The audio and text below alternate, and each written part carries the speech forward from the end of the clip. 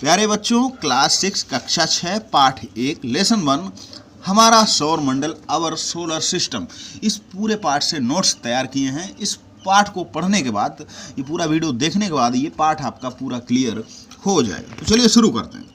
पृथ्वी से आकाश में दिखाई देने वाली वे सभी आकृतियाँ आकाशीय पिंड या खगोलीय पिंड, जिन्हें सेलेस्टियल बॉडी कहते हैं, जैसे कि सूर्य, चंद्रमा, तारे खगोलीय पिंड हैं। आकाश में अरबों तारे, बहुत सारे तारे, पर हमसे इतने ज़्यादा दूर हैं कि इन्हें हम बिना शक्तिशाली दूरदर्शी यानी टेलीस्कोप के बिना नहीं देख सकते।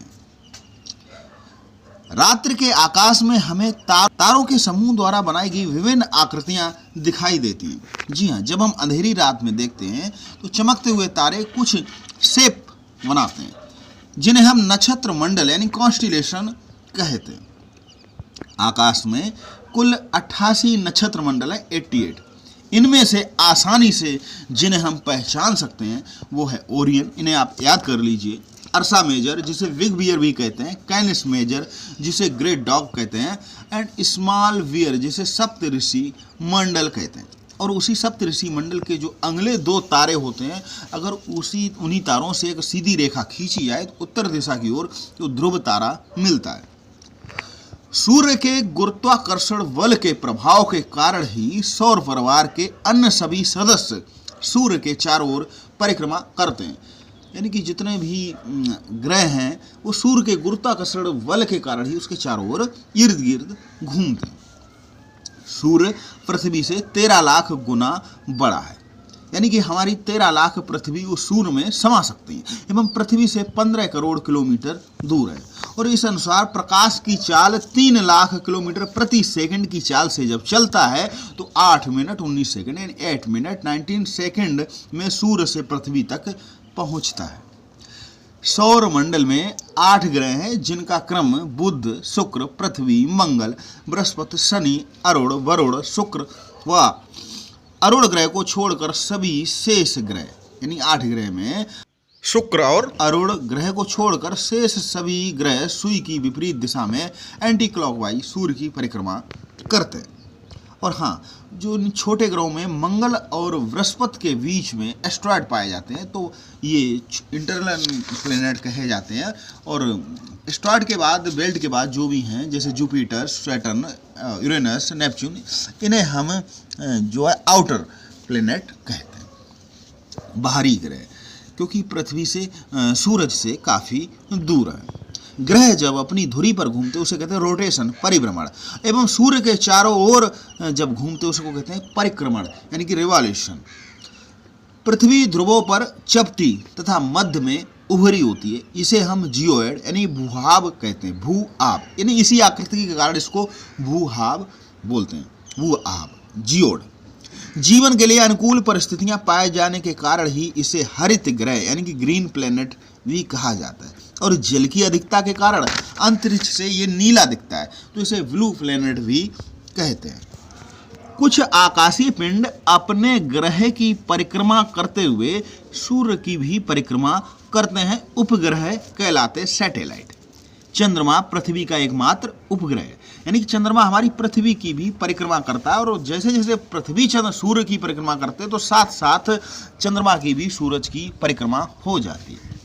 सबसे ज़्यादा उपग्रह बृहस्पति के हैं, यानी जिनकी संख्या है 69, यानी कि जुपिटर के सबसे ज़्यादा सैटेलाइट हैं, नेचुरल सैटेलाइट। शनि के 62 है, 62 दूसरा नंबर आता है। बुध, शुक्र के एक भी उपग्रह नहीं है, शुक्र और बुध, यानी मरकरी और वीनस का कोई भी सैटेलाइट नहीं है।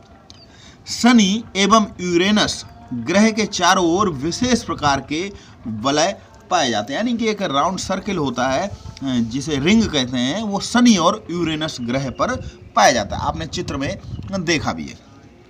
अब चलिए चंद्रमा के बारे में जानते हैं। चंद्रमा का व्यास पृथ्वी के व्यास का 1/4 है, यानी कि चंद्रमा का व्यास पृथ्वी के व्यास से 1/4 डायमीटर से, एवं पृथ्वी से इसकी दूरी 3,84,000 किलोमीटर है।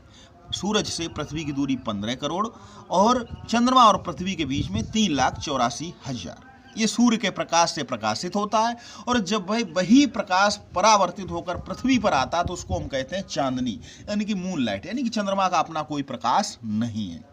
अब क्षुद्र ग्रह की बात करते हैं, एस्ट्रॉयड, यानी कि जो मंगल और बृहस्पति के, तो मंगल एवं बृहस्पति की कक्षाओं के बीच में छोटे छोटे पिंड, ये भी सूरज की परिक्रमा करते हैं और ये सभी कभी ग्रह ही थे, इसके करोड़ों वर्ष पहले टुकड़े हो गए, तो इनको कहते हैं क्षुद्र ग्रह, एस्ट्रॉयड्स। उल्का पिंड क्या होता है? धूल एवं गैसों से निर्मित पिंड जो पृथ्वी के वायुमंडल में प्रवेश करते हैं तो जलकर नष्ट हो जाते हैं, जिन्हें हम उल्कास्म कहते हैं, और जो जल नहीं पाते उनको हम उल्का पिंड कहते हैं, यानी कि उल्का पिंड। अब पुच्छल तारे अथवा धूमकेतु की बात करें तो हमारे चट्टानों, बर्फ, धूल और गैस के पिंड अपनी कक्षा में घूमते हुए सूरज के पास आ जाते हैं और ये सब बाहरी बेल्ट पर है, सबसे बाहर यूरेनस के बाद ये सब मिलते हैं। गर्मी के कारण इनमें से लंबी सी पूंछ निकलती है, इन गुरुत्वाकर्षण के कारण इनका सर सूरज की तरफ होता है और पूंछ बाहरी ओर। ये हमारे पुच्छल तारे, धूमकेतु जिनको बोलते हैं। कुइपर मेखला क्या है? कुइपर बेल्ट नेपच्यून के पार है, नेपच्यून के बाद सौर मंडल के आखिरी, जिसको हम सिरों पर एक तस्तरी के आकार की बड़ी सी पट्टी है, जिसे में असंख्य खगोलीय पिंड पाए जाते हैं, इसे ऑर्ट बादल भी कहते हैं। आकाशगंगा क्या है? कुइपर मेखला हम समझ गए हैं, नेपच्यून के बाद जो एक तस्तरी नुमाई जो प्लेट है वो कुइपर मेखला है, कुइपर बेल्ट है।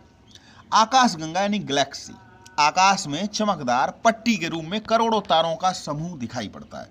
ये आकाशगंगा जिसे हम मंदाकिनी कहते हैं, जो हमारी आकाशगंगा, और जो भाग पृथ्वी से दिखाई देता है उसे हम मिल्की वे कहते हैं, यानी पूरी आकाशगंगा का नाम मंदाकिनी और जो भाग दिखाई देता है उसे हम मिल्की वे कहते हैं। करोड़ों आकाशगंगाएं मिलकर ब्रह्मांड का निर्माण करती हैं। ब्रह्मांड 13 अरब वर्ष पहले गर्म और सघन छोटे गोले के रूप में था और अचानक एक विस्फोट हुआ, इस प्रक्रिया को कहते हैं बिग बैंग। निहारिका, आकाशगंगा का निर्माण हाइड्रोजन, हीलियम एवं धूल कणों के बने विशाल बादलों के इकट्ठा होने से हुआ और इन्हीं बादलों को निहारिका कहते हैं, नेबुला, यानी कि हम कह सकते हैं कि निहारिका ने ही आकाशगंगा का निर्माण किया। अब सबसे महत्वपूर्ण ब्लैक होल के बारे में जानते हैं, जिसे हम कृष्ण विवर भी कहते हैं। आकाशगंगा के केंद्र में एक विशाल ब्लैक होल है जो गुरुत्व केंद्र का कार्य करता है, यानी पूरी आकाशगंगा के लिए गुरुत्व केंद्र का कार्य करता है और पूरी आकाशगंगा इसी ब्लैक होल के इर्द गिर्द सिमटी हुई है, यानी आकर्षित है। ब्लैक होल का गुरुत्वाकर्षण बल इतना शक्तिशाली है कि यह प्रकाश तक को आकर्षित कर लेता है और इसलिए केवल इसका काला रंग दिखाई देता है। इसके पास पहुंचने के बाद कोई भी चीज वापस नहीं आती है। अब चलिए हम लोग गैस दानव को समझ लेते हैं कि ये आखिर ये गैस दानव क्या होते हैं। गैस दानव उन ग्रहों को कहा जाता है जिनमें मिट्टी पत्थर की बजाय ज़्यादातर गैस ही भरी होती है, यानी कि वो ग्रह जिनमें गैस ही भरी होती है, जिनका आकार बहुत विशाल होता है, जैसे कि बृहस्पति, शनि, अरुण और वरुण। ये सभी क्या है? गैस दानव, क्योंकि इन ग्रहों में गैस ही भरी होती है। जबकि बुध, शुक्र, पृथ्वी, मंगल स्थलीय ग्रह, यहाँ पर मिट्टी और पत्थर भी पाए जाते हैं। हेलियोस्फीयर के बारे में जान लेते हैं। सूर्य से चलने वाली गर्म हवाएं, हेलियोस्फीयर यानी कि सूरज के अंदर गर्म हवाएं चलती हैं और ये गर्म हवाएं फैल जाती हैं। लाखों मील प्रति घंटा की वेग से ये गर्म हवाएं सौर मंडल के आसपास सुरक्षात्मक बुलबुला का निर्माण करती हैं। तो आप इस वीडियो को दोबारा सुनेंगे और इस पार्ट से संबंधित जो भी आपके भ्रम हैं, कॉन्सेप्ट हैं, वो आपके क्लियर हो जाएंगे। मिलते हैं अगले पार्ट के साथ, तब तक के लिए आप सभी को नमस्कार।